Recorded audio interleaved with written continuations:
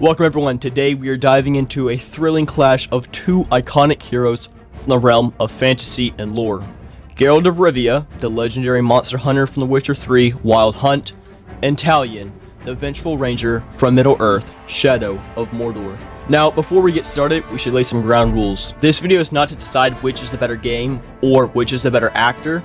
This is for purely entertainment. This versus will also be set up by 6 categories: strength, speed, durability, experience, abilities, and weapons. Also, one more additional thing, we are focusing on Geralt from The Witcher 3 and Talion from Shadow of Mordor and Shadow of War. Another thing is that besides Talion being aided by Celebrimbor, neither one of these characters will be aided by anyone else. So, no Ciri for Geralt and no orcs for Talion.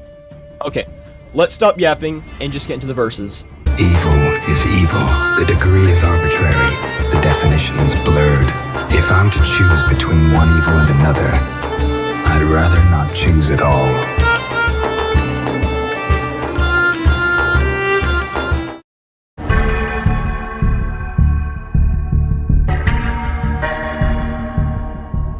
Now in the one corner we have Talion, the Ranger of Gondor, who will be aided by Celebrimbor, which in turn does give him superhuman abilities like super strength and agility. Talion also possesses the ability to effortlessly break the necks of enemies with his bare hands, as well as perform brutal executions, but what's probably his best feat is the way he takes on orcs and enemies more powerful than him.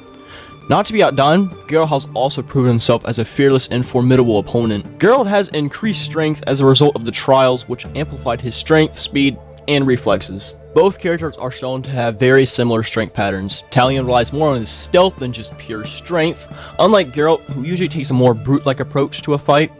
However, only one can get the point, so let's look at both their feats. Talion's feats would include his ability to dominate enemies around him, such as orcs, caragors, drakes, and graugs. Talion's wraith abilities are also another strong point. He can effortlessly kill swarms of orcs with just his sword strikes, and even fight Nazgul, including the Witch King. So, whenever things go down, Talion is shown to throw hands. But so is this one. Geralt is the much more aggressive fighter in this scenario. While yes, both these characters are fighter, Geralt shows that he is more capable. Geralt will throw hands with just about anybody, including people, monsters, and other things. Geralt has been shown to take on monsters much bigger and much more powerful than him, like it's nothing. Yes, Talion is strong, but his biggest feat against other characters would probably be the Witch King, which, don't get me wrong, that's pretty powerful, but Geralt has been shown to have much more experience. And don't forget about the potions. Honestly, this is probably the hardest category to judge on, but for the sake of moving on and believing Geralt has the necessary skills to beat Talion, the first point goes to Geralt.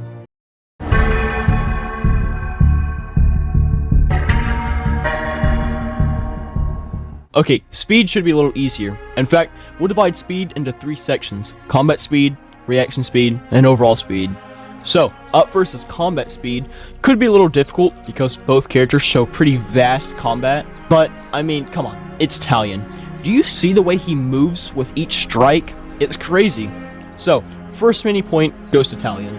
Reaction speed is another kind of close one because they are both shown to have crazy reaction times. However, Talion can be ambushed pretty often at that. On the other hand, the trials that Geralt went through amplified his reaction speed. So, take that as you will, I see that as a point. But lastly, overall speed. There's no real easy way to say this, but Talion wins this. I mean, he can stop time for God's sake. Also, his superhuman speed, I mean, look at this boy go! He's like subsonic or something. Like, yeah, they both can dodge arrows and attacks, but one definitely beats the other by a lot. I don't really think any of those potions can stop whatever this is.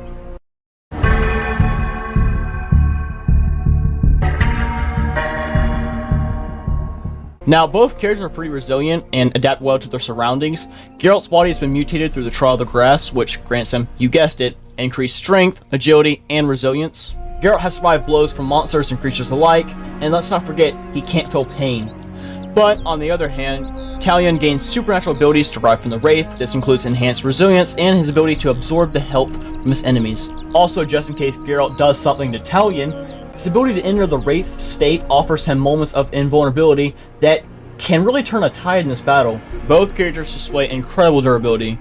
Geralt's resilience is rooted in his enhanced physical form and combat experience, and his ability to use potions and magic signs give him an edge in sustaining damage and recovering quickly. Meanwhile, Talion's durability comes from Celebrimbor's Wraith powers, which help him heal from his defeats and his adaptive fighting style.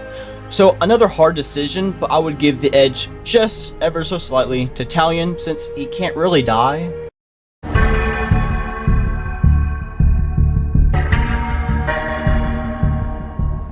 Experience could mean many things, like age, combat knowledge, and training, but for this category, we'll be using all of these. First off, age. It's a little difficult because we don't really know how old Talion is, unlike Geralt, who is a little less than 100.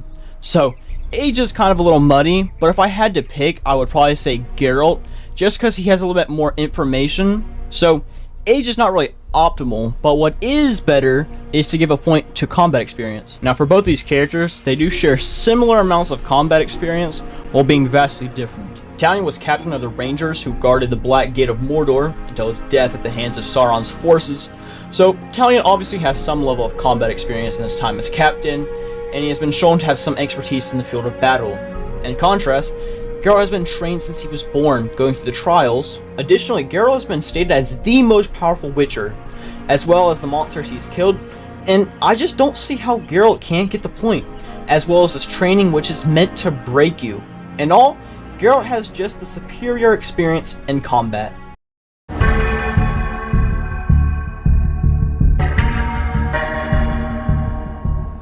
Another kind of hard category, abilities, which could be accounted for both of them. Geralt has his Witcher sense and his signs, which maybe could turn the tide if Talion wasn't aided by Celebrimbor. Celebrimbor possesses a lot of abilities. I just don't think Geralt can get past it, including teleportation, telepathy, life and death absorption, the ability to slow down time, light manipulation, as well as fire and ice, super speed, super strength, and the elven bow and arrow. I'm not saying Geralt doesn't have good abilities, because maybe Igni or Quinn could help Geralt in this fight, but come on, Talion wins this category.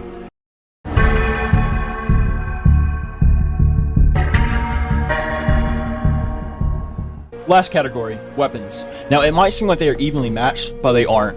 Now, Talion has his main sword and his son's broken hilt piece, and when in Wraith form, he has Celebrimbor's bow. Simple. Unlike Geralt, who has his two main swords, the steel and silver blades, daggers, and a crossbow. Geralt's blades are especially powerful because whatever stone he uses, the ability transfers to that sword, like fire or ice strikes, rendering the enemy frozen or burnt. And don't even get me started on all the different kinds of sword oils, potions, and bombs. So while yes, Talion has special abilities, just like the last category, it's pretty substantial. Geralt has better weapons and superior weapons mastery. Geralt wins weapons.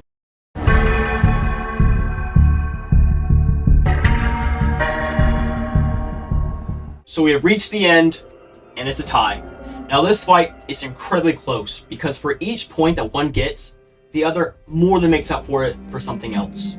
Now, who really wins really comes up to the people, because obviously, Geralt can kill Talion. But whether or not you think Geralt can defeat Celebrimbor, that's a different story. Celebrimbor's powers are off the wall. So, I leave it up to you, dear viewer. Do you think Geralt will be able to defeat Celebrimbor and Talion, or will this fight be over before it even starts? Well, I would love to hear your opinion, and in fact, I have a short that will be linked right up here that goes over a lot more and maybe even has a winner. But for now, that's all. Peace.